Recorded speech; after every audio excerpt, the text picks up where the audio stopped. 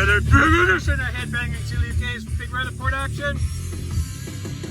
Well, last year at this time it was minus 30. Right now it's just above the freezing mark. I'll take this rain any day over the snow. But it's pouring rain now, so just went up to 3 degrees. Woohoo! Good. Better than going the other way.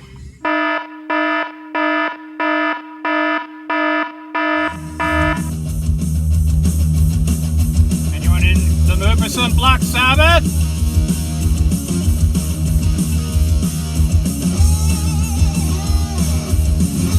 It's not Black Sabbath. Paul Gilbert covering all these songs. I don't know if it'll focus. Come on.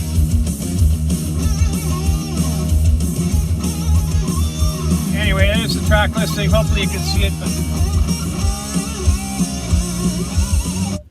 it's neat how this is what I always wanted to do if I was in a band, is pretend there's a crowd, pretend it's live, like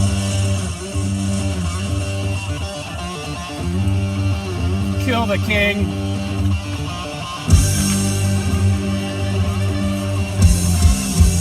Paul Gilbert plays all their instruments except the drums on this album. It's a bit jarring to hear a guitar doing the vocals at first, but the music part's really done well. And any Dio era Sabbath Rainbow or solo Dio, it's pretty important to do it right. Then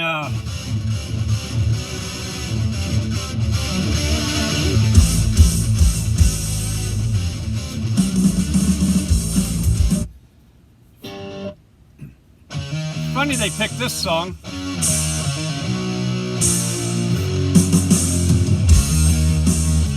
Call that a deep album cut. This was the song I was wondering about the most. Playing its studio version, I was hoping it would be the live version because Blackmore plays it faster live, but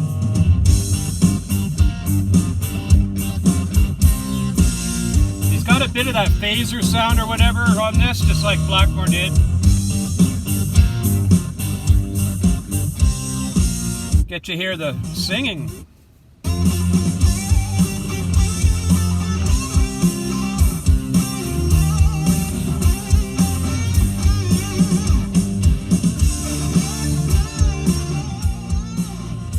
I don't know, and Holy Diver, but it does the long intro part, which I totally skipped. It's a long intro.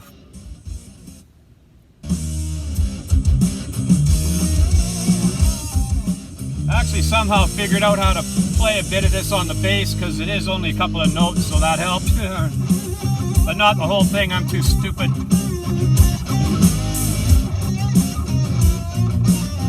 Heaven and Hell from Black Sabbath, then Long Live.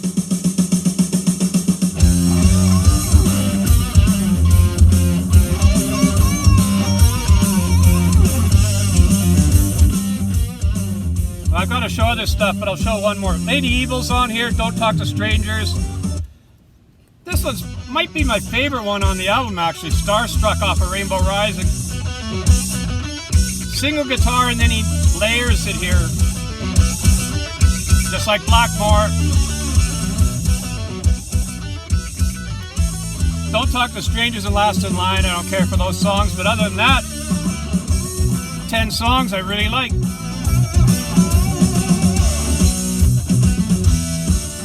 Anyway, there's a taste of that really unique album.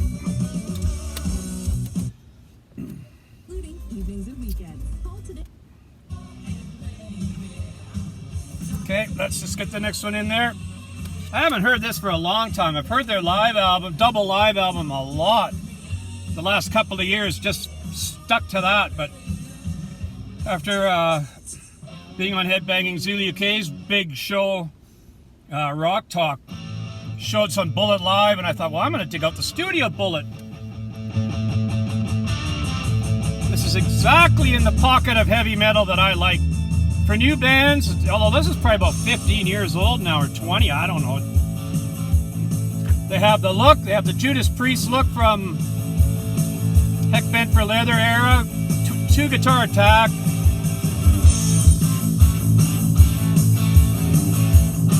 I mean, the singer got to tell him that during his concerts, he does the fist pump at the exact perfect time. And they do the guitars moving at the same time. Like, they have all the stage moves.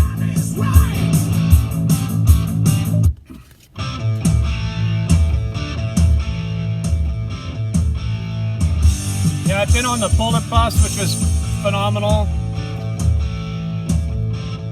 I think it was in Finland. I went to an outdoor concert in sort of a small soccer stadium type thing, but only a couple hundred people. It was all death metal and all this other Viking metal and everything else, and then Bullet. Everyone was at the front. Well, I don't know, 50 people, 100 people were standing right at the front for those bands. And when Bullet came on, everyone sat down. Guess they don't like the true metal. They just wanted the other stuff. But this is exactly like the second I heard this part, they sold me. I was waiting for bands to do something like that for years and years and decades. So they filled that hole.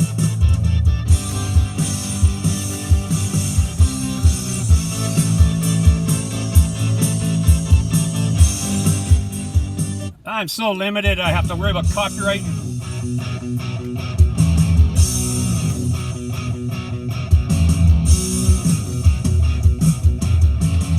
This is rock and roll to me.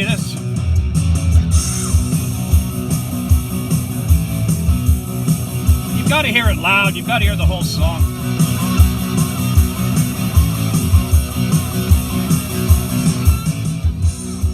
Should have done a separate video just for this album, Heading for the Top.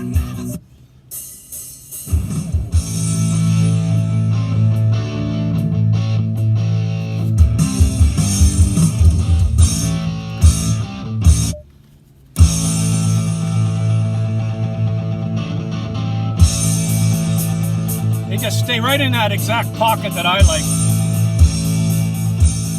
Not that that's the right one or the wrong one, it's just the one I really like.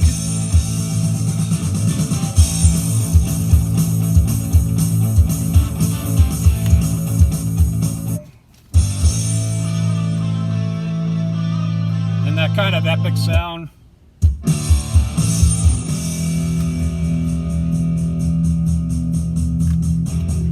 Sweet, I want to.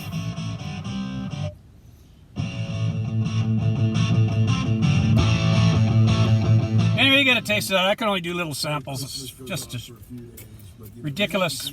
All these other channels can play whole albums, but not me. I don't know why. You have all these first watches and. I'm going to play this. This next one's a double disc. Yes, amateur night with 3 lines underneath. Okay, recognize anybody here?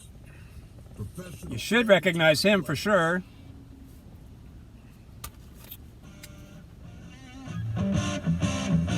First Montrose album, but 2-disc set.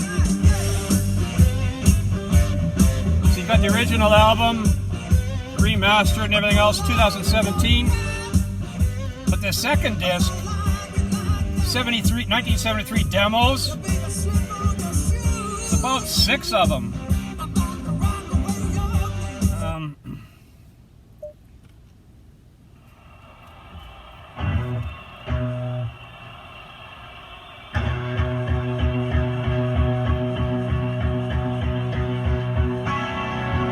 That's raw sounding, but anyway, the key is there's live.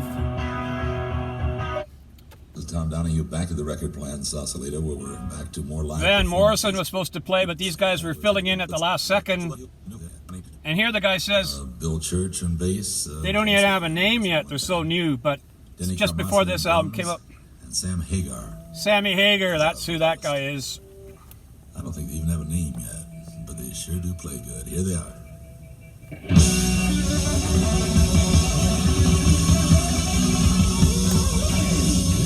I mean, a year later, Deep Purple was starting like that with the Burn Tour. That's how they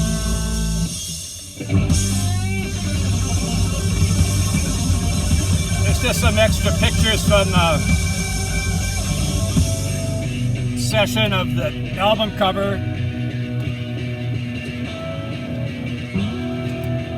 But to have a radio station broadcast quality live album from 73, April 73.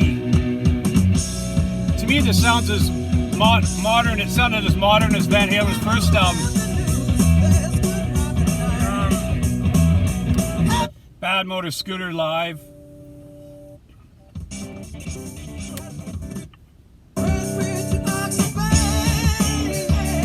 Rock the Nation. I'll play the studio here, just don't have much time. Got the classic Warner Brothers. Yeah, Ted Templeton, who recorded Van Halen's first album, was with these guys. That's what Eddie Van Halen wanted, the first Montrose album sound. But this album, there's three or four tens. This Rock the Nation, just this song. Cowbell.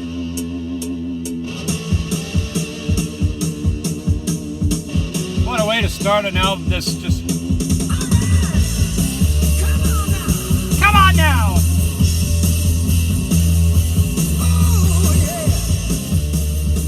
But Bad Motor Scooter's next. One of the best songs in rock history.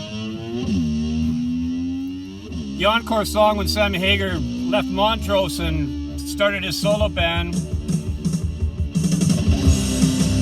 It should have its own video too.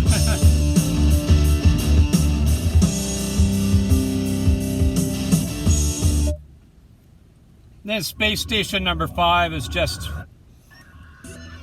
way ahead of its time. It's still ahead of its time. And that was 50 flipping years ago. Yeah, there's a t-shirt I saw. I may be old, but I got to see all the best music. But just this first second of the song, you should love it.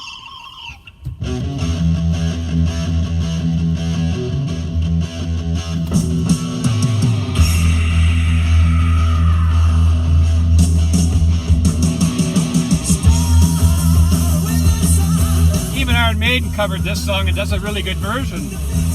I wouldn't say better though.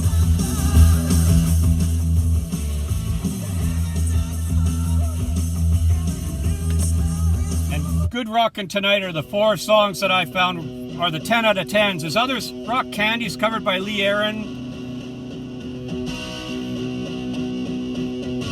Got to see her do it live actually, and I thought, darn, why didn't she play one time? Why didn't she play Rock the Nation or the 4 that I really like? But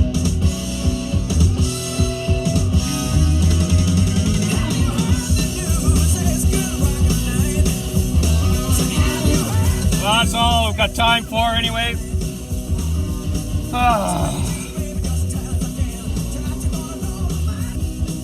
Cheers, BC. Of course, the album just skipped nicely. But anyway, thanks for watching, and during the Christmas break, now it's totally skipping.